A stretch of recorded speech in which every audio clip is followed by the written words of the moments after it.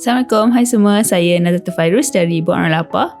Hari ni saya nak tunjukkan cara untuk membuat apam balik menggunakan peanut butter daripada yogurt.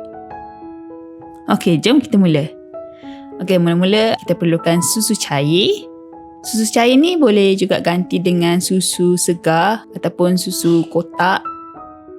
Lepas tu kita perlukan gula untuk bagi dia rasa manis sikit.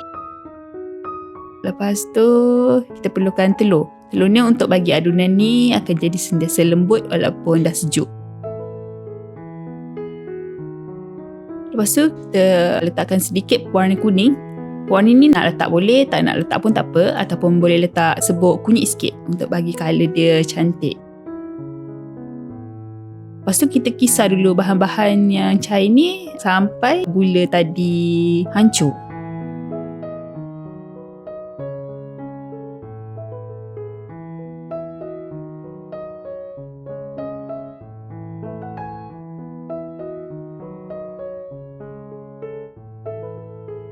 Lepas tu kita masukkan tepung. Saya gunakan blender supaya tepung ni senang untuk hancur. Tapi kalau tak ada blender, tak nak guna blender, boleh juga gunakan whisk. Tapi make sure tepung ni betul-betul hancur lah. Lepas pukul guna whisk tu mungkin boleh tapis supaya dia betul-betul halus.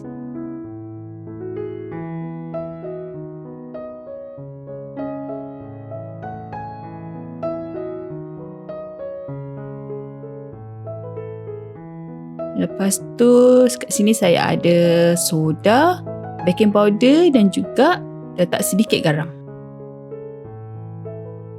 Lepas tu kita kisar lagi sampai adunan ni tadi sebati dan tepung tadi hancur lah. Jangan ada tepung yang berketul-ketul sebab nanti tak cantik masa kita nak masak.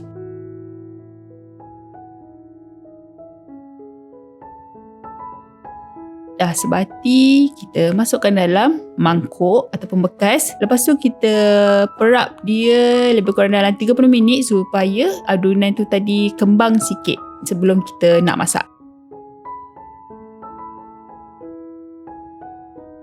So yang ni sebenarnya adunan kedua yang saya bancuh gunakan air. Saya gantikan susu dengan air. Saya nak bandingkan sama ada guna air ni lebih okey ataupun guna susu yang lebih okey.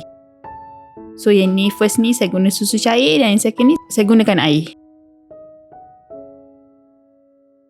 Lepas tu kita masak lah macam biasa, macam orang masak kat pasar malam tu. Api dia kecil je sebabnya kita nak apam balik ni masak sekata sampai ke dalam. Untuk first ni saya gunakan adunan yang saya bancuh guna susu cair dulu.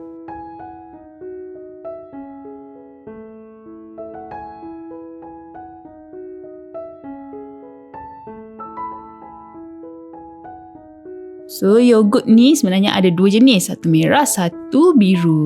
Untuk yang merah ni sebenarnya adalah crunchy peanut butter. So dia ada tekstur kacang yang kasar-kasar kat dalam tu. Kalau suka rasa kacang, this one yang best lah saya rasa.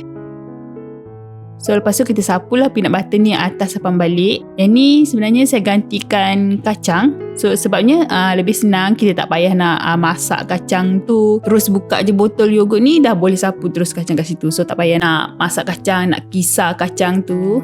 Lepas tu saya letak sedikit chocolate rice. Kalau nak letak boleh, tak nak letak pun tak apa. Ataupun boleh tambahkan bahan-bahan lain lah, macam jagung ke gula ke, itu terpulang. Yang ni saya letak separuh je sebab nak lipat. Kalau nak letak penuh satu apam balik tu pun boleh.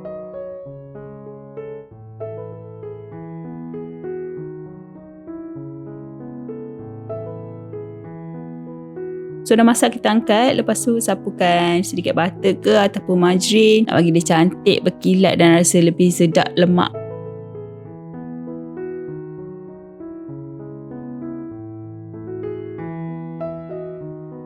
So untuk yang kedua ni saya gunakan adunan yang saya bancuh guna air tadi. Kalau tengok dia punya adunan tu nampak macam cair sikit, tapi tak apa, nanti kita tengok dia punya hasil macam mana. Yang ni pun kita perap 30 minit untuk bagi adunan tu kembang.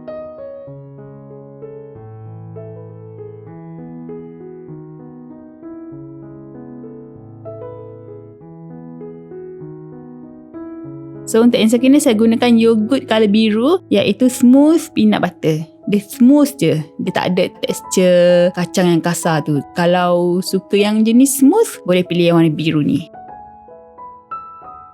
So macam biasa, saya sapukan atas apam balik tadi.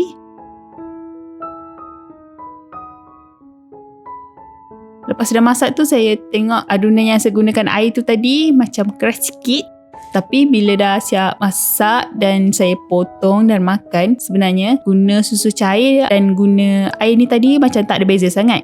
Cumanya bila dah sejuk, yang susu cair tu lebih lembut daripada guna air. Mungkin sebab memang dua-dua ni saya ada letak telur. Telur tu adalah macam ejen untuk melembutkan apa balik ni lah. Tapi kalau macam kita nak terus masak dan terus makan macam tu, okey je guna air.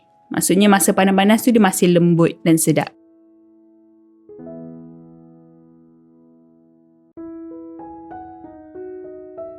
So korang jangan lupa dapatkan peanut butter yogurt, memang sedap. Dia tanpa gula dan tanpa garam, memang sesuai sangat untuk orang diet. Okey, selamat mencuba semua.